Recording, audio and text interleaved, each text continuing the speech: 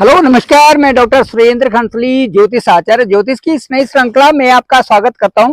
आज बात करने जा रहे हैं हम कर्क राशि की, जो कैंसर साइन है।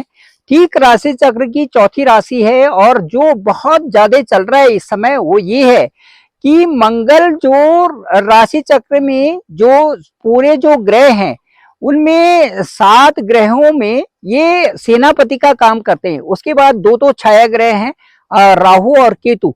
तो केतु का भी इस समय बहुत अधिक इस समय केतु केतु का भी बहुत अधिक इस समय चल रहा है और ज्योतिष के हिसाब से भी केतु इस समय बहुत महत्वपूर्ण बने हुए हैं। साथ साथ में मंगल भी इस समय बहुत महत्वपूर्ण बने हुए हैं।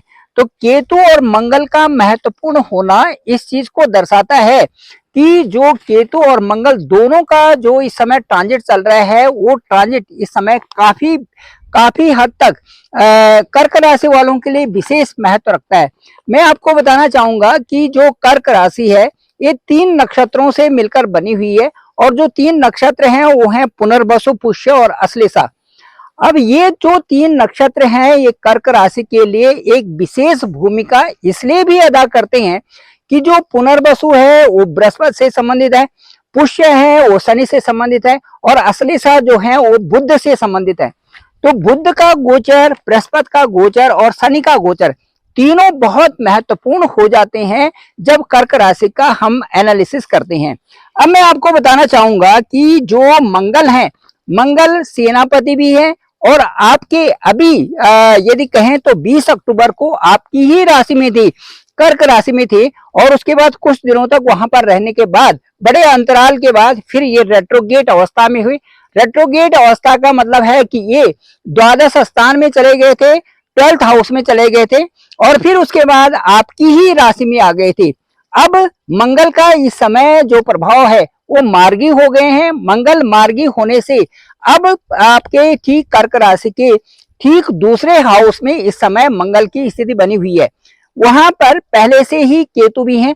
तो केतु और मंगल का अंगारक योग इस समय बहुत बहुत ज्यादा चर्चा में है। अब वो चर्चा में इसलिए भी है क्योंकि ये सेकंड हाउस भी है और सेकंड हाउस में मंगल और केतु दोनों एक साथ में ही हैं। लेकिन मुझे तो ये लगता है कि क्योंकि वहां पर सूर्य की राशि है, वहां पर सिंह राशि है और सिंह राशि में वहां पर मंगल बहुत अच्छे प्रभावी होते हैं। कई कारणों से धन की आपके पास कमी नहीं हो सकती। यदि आप सही ढंग से जो भी इन्वेस्टमेंट कर रहे हैं इस समय आप कर सकते हैं, आपको लाभ की स्थिति प्राप्त होगी क्योंकि मंगल सूर्य के घर में एक अपने मित्र के घर में गए हुए हैं। इसके अलावा जो रियल एस्टेट से संबंधित है, जो आपका कंस्ट्रक्शन से संबंधित है, जो भूमि से संबंधित है या प्रॉपर्टी से संबंधित है, उन कार्यों में इस समय आपको अच्छा भी लगेगा और वो कार्य यदि कई दिनों से आपके पेंडिंग है तो वो कार्य आपके पूरे भी होंगे। इसके साथ साथ में कंपटीशन के लिए, इसके साथ साथ में आपका जो लॉजिकल है और जो मार्केटिंग है, सेल्स है, कंस्ट्रक्शन है, उसके लिए भी इस समय मंगल का जो प्रभाव है वो सेकंड हाउस से कर्क राशि वालों के लिए बहुत अच्छा बना हुआ है। दशमेश भी है मंगल तो पंचमेश भी है। यदि मंगल की दृष्टि वहां से देखते हैं तो आपके पंचम हाउस पे है, पंचम हाउस में मंगल का ही घर है और उसके बाद जो मंगल की दृष्टि है वो आपके अष्टम भाव पर और अष्टम के बाद सीधे आपके 9th हाउस पर। इस तरह से जो 4 और 8 की दृष्टि है उसके साथ साथ में बीच में जो सप्तम दृष्टि है वो अष्टम भाव और उसके बाद 9वें भाव पर दृष्टि बनी हुई है।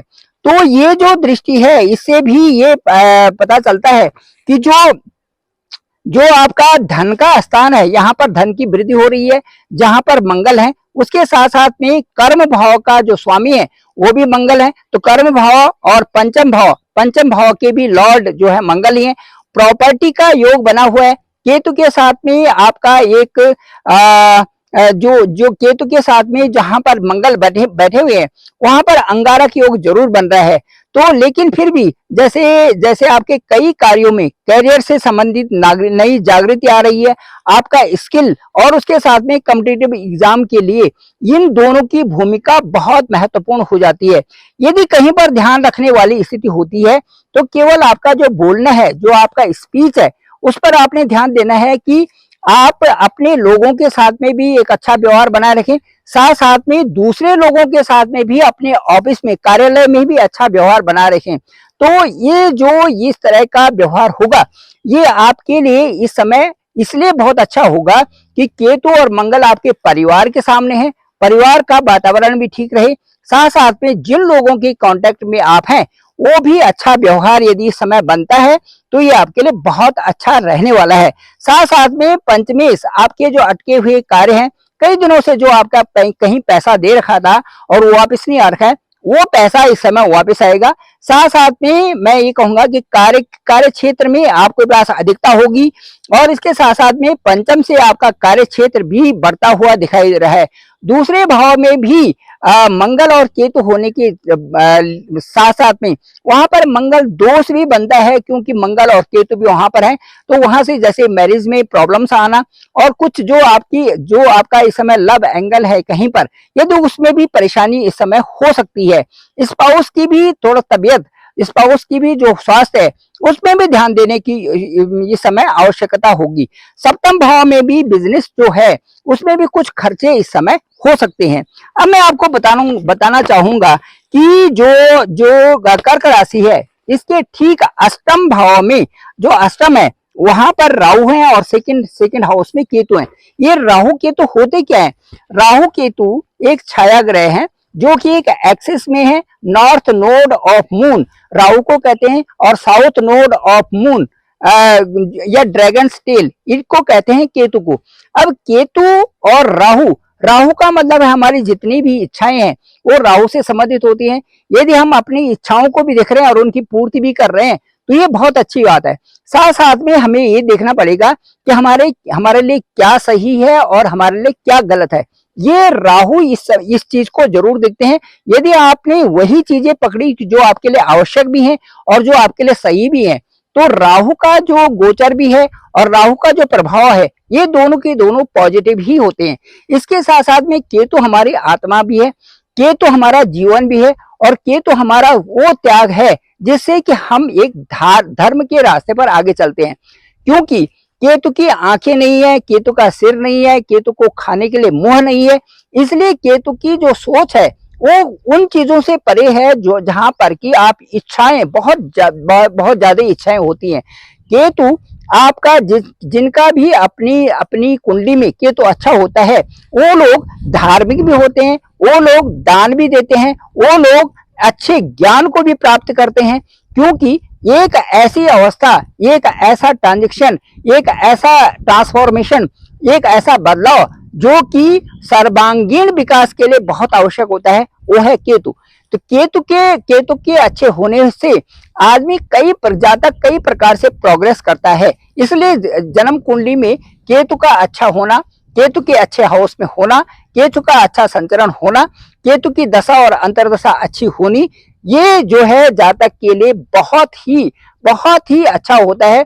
कई प्रकार से प्रोग्रेस वहां पर केतु आपको दे देता है रहस्यमयी तरीके से, और कई प्रकार की रिसर्च के फील्ड में बहुत आगे वहां पर ले जाता है।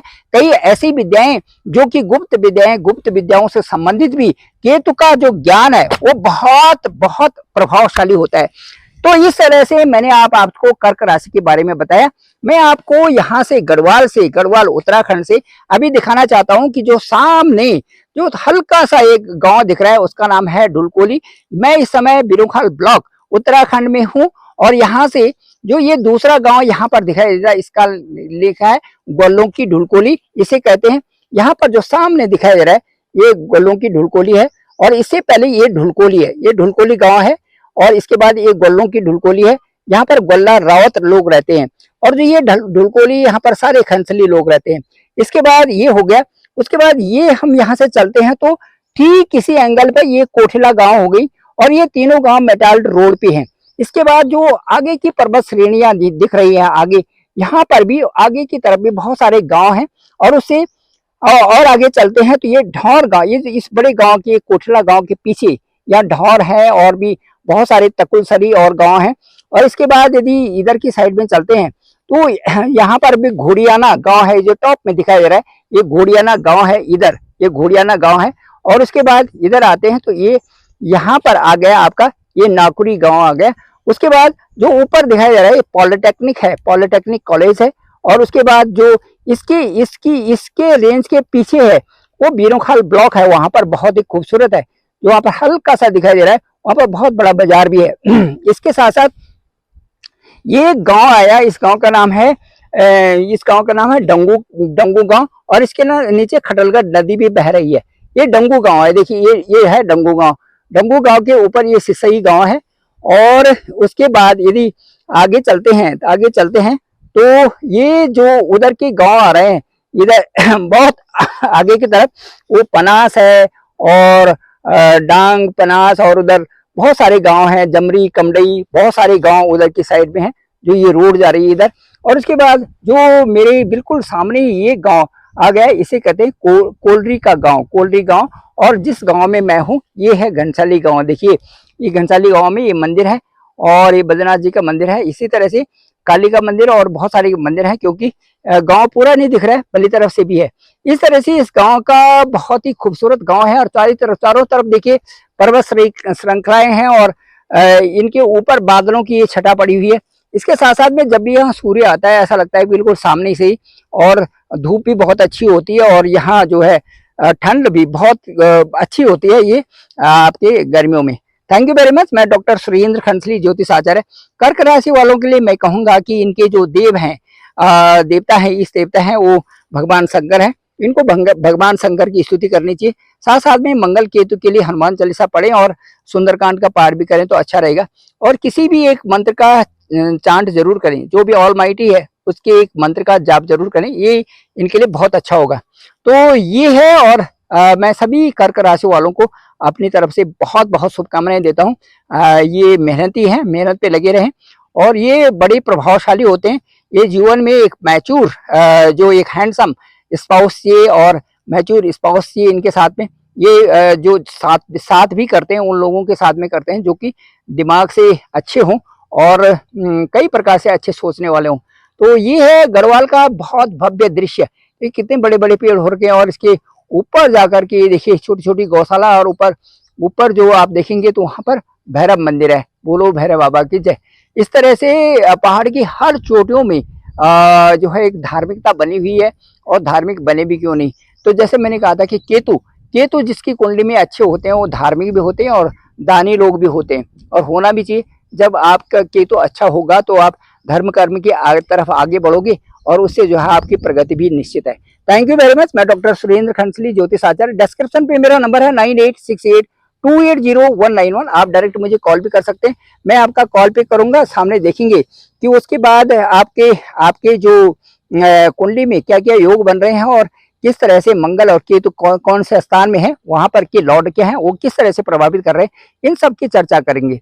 और थैंक यू वेरी मच। मैं डॉक्टर सुरेंद्र खंसली, ये मेरा इस चैनल का नाम है डॉक्टर सुरेंद्र खंसली। आप जरूर इस चैनल को लाइक करें, शेयर करें, सब्सक्राइब करें, सभी लोगों तक भेजें ताकि इसकी अच्छी सी जानकारी सबको हो सके। आप सभी लोगों का पुनः आभार, पुनः बहुत बहुत धन्यवाद।